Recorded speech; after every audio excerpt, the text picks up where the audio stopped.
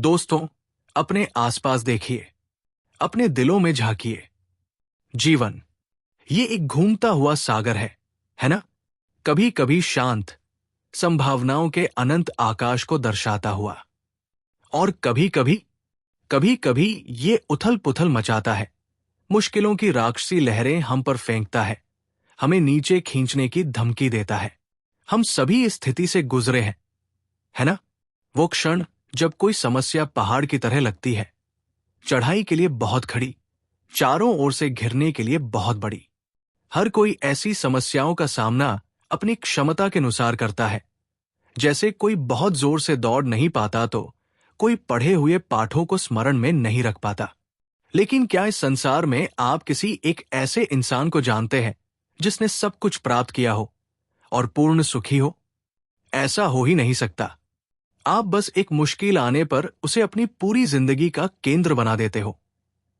हमें ऐसा करने के बजाय क्या करना चाहिए, आइए इस बारे में आज बातें करेंगे। लेकिन उससे पहले हमारे इस चैनल को लाइक और सब्सक्राइब करना ना भूले। और हाँ, कमेंट में जरूर लिखें, हर मुश्किल एक नया मौका है। तो जिंदगी में हम अलग अलग समस्याओं से लड़ते रहते हैं। कभी काम में कोई बाधा हो, कोई रिश्ता टूटने की कगार पर हो, कोई स्वास्थ्य संबंधी डर जो आपको अंदर तक हिला देता है, या भविष्य के बारे में अनिश्चितता। उन क्षणों में हमारे दिमाग के कक्षों में एक सवाल गूंजता है, जिंदगी की हर मुश्किल से कैसे जीते? हम जीवन में आने वाली हर मुश्किल को कैसे जीते? ऐसे तूफानों में हमारा दिमाग खुद युद्ध का मैदान बन जाता है। भय संदेह को फुसफुसाता है, चिंता अपनी पकड़ मजबूत करती है, और निराशा एक निराशाजनक तस्वीर पेश करती है। हम अपने संघर्षों की भारी प्रकृति में अकेले, खोए हुए महसूस करते हैं। ये मानवीय है, ये वास्तविक है। कुछ लोग खुद को निर्बल भी समझने लगते हैं, लेकिन कुछ लोग इसे एक युद्ध समझ लेते हैं और अपने हर शक्ति का प्रयोग करके उन्हें जीत लेते हैं। यही वो लोग हैं जो हमारे लिए प्रेरणा बन जाते हैं। क्या करते हैं ये लोग? क्या उनमें कोई खास बात होती है, या वो लोग ईश्वर के ज्यादा करीब होते हैं? क्या भेद है उनमें और आप में? क्या आपने कभी विचार किया है? बहुत सीधा और सरल उत्तर है इसका। जो व्यक्ति निर्बलता से पराजित नहीं होता और जो पुरुषार्थ करने का साहस रखता है, वही जीत जाता है। आइए इस बारे में जरा गहराई में जाकर सोचते हैं। हम में से प्रत्येक के भीतर किसी भी चुनौती से कहीं अधिक ताकत छिपी हुई है। हजारों साल पहले कुरुक्षेत्र के युद्ध के मैदान में अर्जुन के दिल में एक ऐसी ही उथल पुथल मची थी। एक असंभव स्थिति का सामना करते हुए उसकी आत्मा डगमगा गई, उसका संकल्प टूट गया। और ये वहां था, उस महाकाव्य संघर्ष के बीच श्री कृष्ण, उनके सारथी और दिव्य मार्गदर्शक, ने जीवन, कर्तव्य और भीतर की शक्ति के बारे में गहन सत्य प्रकट किए। श्री कृष्ण ने कहा था कि अपने मन से खुद को ऊपर उठाओ और खुद को नीचा मत करो, क्योंकि मन ही आत्मा का मित्र है और मन ही आत्मा का शत्रु है। हमारे पास सबसे पहला और सबसे शक्तिशाली हथियार हमारा अपना मन है। यह हमारा सबसे बड़ा सहयोगी या सबसे बड़ा दुश्मन हो सकता है। जब हम किसी कठिनाई का सामना करते हैं तो हमारी तत्काल प्रतिक्रिया घबराहट या नकारात्मकता की हो सकती है, लेकिन गीता हमें अपने मन पर नियंत्रण रखने का आग्रह करती है। डर और संदेह को अपने कार्यों को निर्देशित न करने दे। हम ये कैसे कर सकते हैं? सबसे पहले वास्तविकता को स्वीकार करें, लेकिन नकारात्मकता में न उलझें। जैसे अर्जुन ने युद्ध की वास्तविकता का सामना किया, वैसे ही हमें भी अपने सामने मौजूद कठिनाई को स्वीकार करना चाहिए। इसे नकारने से ये गायब नहीं हो जाएगी, लेकिन, और ये महत्वपूर्ण है, हमें इसे खुद पर हावी नहीं होने देना चाहिए। अपने मन को नकारात्मकता का प्रजन स्थल न बनने दें। दूसरा, विवेक विकसित करें, विवेक की शक्ति। श्री कृष्ण लगातार अर्जुन को चीजों को स्पष्टता से देखने के लिए मार्गदर्शन करते हैं। तत्काल भावनात्मक उथल पुथल से परे हमें पीछे हटने की जरूरत है। शांत और तर्कसंगत दिमाग से स्थिति का विश्लेषण करना चाहिए। मूल समस्या क्या है? संभावित समाधान क्या है?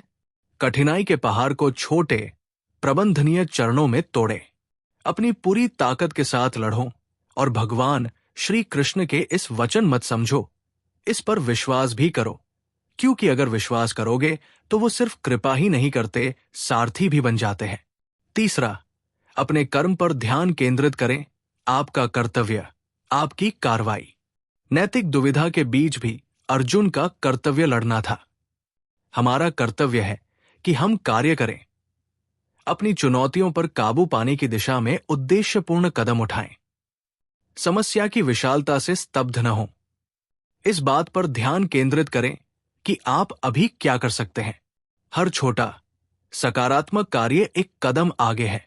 चौथा, वैराग्य का अभ्यास करें, अनासक्ति। इसका मतलब उदासीन या भावनाहीन हो जाना नहीं है। इसका मतलब है अपने कर्मों के परिणाम से खुद को अलग करना। जैसा कि श्री कृष्ण कहते हैं, आपको अपने निर्धारित कर्तव्य को करने का अधिकार है, लेकिन आप कर्म के फल के हकदार नहीं हैं। किसी खास परिणाम से पूरी तरह जुड़े बिना अपना सर्वश्रेष्ठ प्रयास करने, जो सही है उसे करने पर ध्यान केंद्रित करें। यह हमें असफलता की चिंता से मुक्त करता है और हमें अधिक स्पष्टता और उद्देश्य के साथ कार्य करने की अनुमति देता है। पांचवा, श्रद्धा, विश्वास और आस्था के माध्यम से आंतरिक शक्ति की तलाश करें। अपनी खुद की क्षमता पर विश्वास करें। सकारात्मक परिणाम की संभावना पर विश्वास करें। जिस तरह अर्जुन को कृष्ण के मार्गदर्शन पर विश्वास था, उसी तरह हमें खुद पर और प्रक्रिया पर विश्वास पैदा करने की जरूरत है। ये विश्वास अंधा आशावाद नहीं है, बल्कि कठिनाइयों से निपटने की हमारी क्षमता में एक गहरा विश्वास है। अपनी तीव्रता और जुनून बढ़ाइए। जीवन अनिवार्य रूप से समस्याएं निर्माण करता है। ऐसे क्षण आएंगे जो हमारी दृढ़ता की परीक्षा लेंगे, लेकिन गीता के ज्ञान को याद रखें। याद रखें कि जीतने की शक्ति आपके भीतर है। आपका मन आपका रथ है, आपकी बुद्धि सारथी है और आपकी आत्मा जीवन की इस यात्रा पर यात्री है। कठिनाइयों को खुद को परिभाषित न करने दें। उनके प्रति आपकी प्रतिक्रिया को खुद को परिभाषित करने दें। संघर्ष को गले लगाओ, उससे सीखो और मजबूत, समझदार और अधिक दयालु बनो। एक शक्तिशाली और उत्साहजनक स्वर के साथ समाप्त करें। जैसे कमल का फूल कीचड़ भरे पानी में खिलता है, हम भी अपनी कठिनाइयों से ऊपर उठ सकते हैं और अपनी पूरी क्षमता से खिल सकते हैं। विश्वास रखें, कार्रवाई करें और याद रखें, आप इस यात्रा में अकेले नहीं हैं।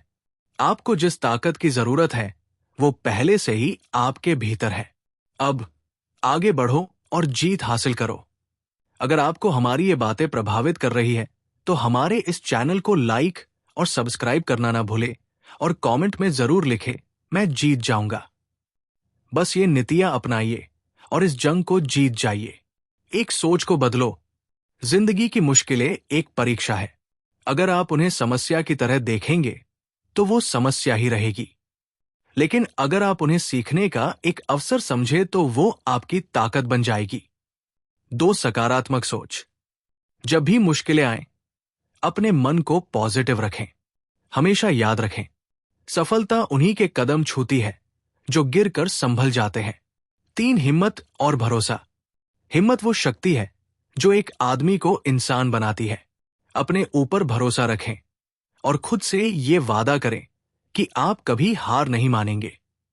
भगवद गीता में ये भी कहा गया है, अपने आप को ऊपर उठाओ, अपने आप को गिराने मत दो। 4, सीखना बंद मत करो। मुश्किलों से सीखना एक कला है। जब भी जिंदगी आपको नीचे गिराए, उस पल से कुछ सीखो, क्योंकि जीवन का असली अर्थ तब समझ आता है जब हम अपने हर अनुभव को एक गुरु मानते हैं। 5, छोटी छोटी जीत का उत्सव। हर छोटी सफलता का जश्न मनाओ। ये आपको मोटिवेशन देता है कि आप और आगे बढ़े। मंजिल उन्हें मिलती है जो रास्ते में हार नहीं मानते।